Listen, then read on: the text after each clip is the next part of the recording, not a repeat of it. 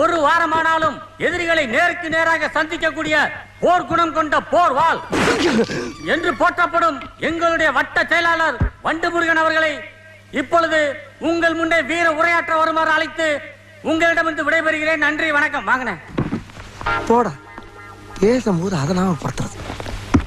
ஐயோ, நம்ம மைண்ட் அங்க போகுது.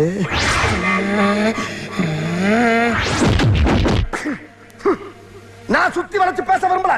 எதிர்கட்சிக்காரரை பார்த்து கேட்கிறேன், அரசியல் நடத்துறியா அராஜகம் நடத்துறியா? என்ன பண்ணா என் கட்சிக்காரன்? என்னையா தப்பு பண்ணா? ஏதோ ஒரு போன ராங்கா போட்டிருக்கான்.